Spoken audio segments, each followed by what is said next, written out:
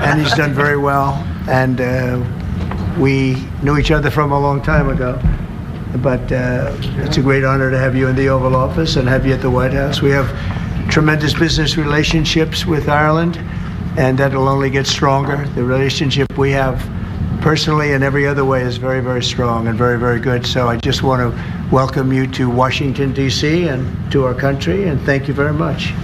May I thank you, President. It's a great honor for me to be here to celebrate St. Patrick's with you. Right. And I thank you for your hospitality and the warmth of your reception. And I commend you in terms of the work that you're doing, particularly in terms of the pursuit of peace, which we discussed earlier. And I think that's going well. And you really have, in the first sort of 100 days of this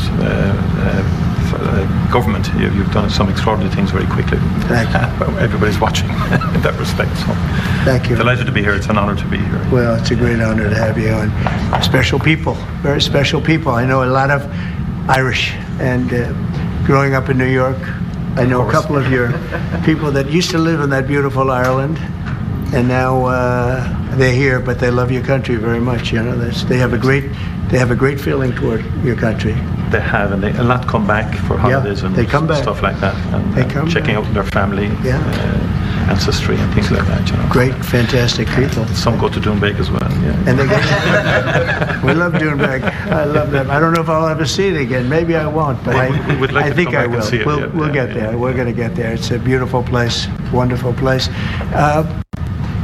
Any questions, please? Mr. President, on tariffs, how far are you please. worried? President Trump, how worried are you about the counter tariffs from the EU, which were announced yesterday? And also, how worried should Ireland be, given the fact that it has a massive trade surplus with the US, over $50 billion? Micheál Martin might be quite nervous about what you're going to tell him today. Well, I don't think he looks nervous to me. And if he was nervous, he wouldn't show it. Now, we do have a massive deficit with Ireland, because Ireland was very smart. They took our pharmaceutical companies away from presidents that didn't know what they were doing. And, it's too bad that happened. It's a tremendous job. Look, the Irish are smart. You're smart people. And you took our pharmaceutical companies and other companies, but, through taxation and proper taxation, they made it very, very good for companies to move over there. And we had presidents and people that were involved in this that had no idea what they were doing, and they lost big segments of our economy. The European Union treats us very badly. They have for years. I saw that. I had it out with them in my first term. It did well, but we had to solve other problems, and we did. But European Union's been very tough. And it's our turn too. We get a turn at that also, but they have not been fair. They sue our companies and win massive amounts of money. They sued Apple, won $17 billion, and they use that for other reasons, I guess, or to run the European Union. So I'm not knocking it. They're doing what they should be doing, perhaps, for the European Union, but it does create ill will. And as you know, we're going to be doing reciprocal tariffs. So whatever they charge us, we're charging them. Nobody can complain about that. Whatever it is, it doesn't even matter what it is. If they charge us 25 or 20% or 10% or 2% or 200%, then that's what we're charging them. And so I don't know why people get upset about that, because there's nothing more fair than that. And we had a problem with Ontario, and they dropped that when I let them know what we were going to be doing. They dropped it immediately, so I'm glad, because electricity, you shouldn't be playing with electricity. It affects people's lives. Actually their life. I mean, it can affect, depending on weather, it can affect their life, so we can't do that. And it doesn't make sense that our country allows electricity to be made in another country and sold into us. Who did that deal for the United States? Okay, I looked at that long ago, and I said that's not something that's very smart. So we've had a lot of bad trade policies, and yet we're doing very well right now. But we're doing well because I won the election. If I didn't win the election, you would have had a very bad period. I think a lot of the stock market going down was because of a really bad 4 years that we had. When you look at inflation and all of the other problems wars and inflation and so many other problems.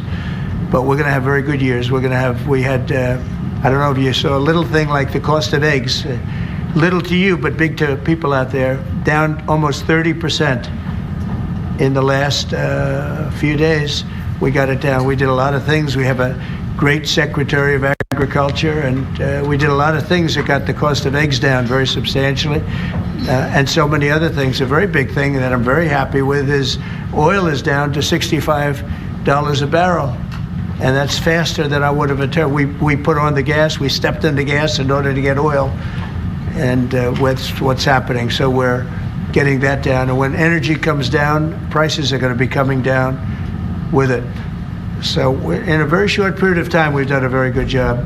And I think that the tariffs that we're talking about, and again, reciprocal, I think that the tariffs, there are some cases where they're a little beyond reciprocal because, we've been abused for a long time as a country. We have been abused really for a long time, and we will be abused no longer. Okay. Are you going to retaliate to the EU retaliation? Education, sir, would you describe for us, is this meeting your vision by cutting about half the workforce? And what responsibility do you feel to the civil servants who have now lost their jobs? Many of them worked at the Department of Education during their first term. Sure, I do. I feel very badly, but many of them don't work at all. Many of them never showed up to work. Many of them never showed up to work, Kelly, and unfortunately, and that's not good. And when we cut, we go, and that's what I had a number of meetings with a lot of people over the last couple of months. When we cut, we want to cut, but we want to cut the people that aren't working or not doing a good job. We're keeping the best people, and Linda McMahon is a real professional, actually a very sophisticated business person, and she cut a large number, but she kept the best people. And we'll see how it all works out. But our country was run very badly. I mean, whether it was that or contracts that were signed that was so bad, so obviously bad. And I go through them in speeches. I could go through them all day long. I could read for billions and hundreds of billions of dollars. And all of that fat and waste and fraud and abuse is being taken out.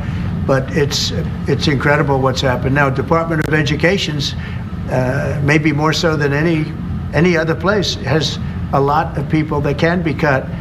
They're, number one, not showing up to work. Number two, they're not doing a good job. And if you take a look at our education process, and if you look at the charts, because they have numerous charts where they do the top 40, we're at number 37, 38, 39, and 40. And recently they hit, during Biden's last few days, they hit last. So they were number 40, and yet we're number one in cost per pupil. So it's pretty bad. But we have a dream, and you know what the dream is? We're going to move the Department of Education. We're going to move education into the states, so that the states, instead of bureaucrats working in Washington, so that the states can run education. And you have Norway, you have Denmark, you have Sweden, you have Finland, you have various countries that do very well. You also have China that does very well in education, which is a pretty big tribute to China, I must say. 1.4 billion, and they're in the top 10, and it's pretty amazing. So we can't blame size anymore. Normally you'd blame size. It's too big, how can you do it? But China does it. So we think when you move it back to Iowa and Indiana and all the states that run so well, there's so many, I could name 30, maybe almost 40.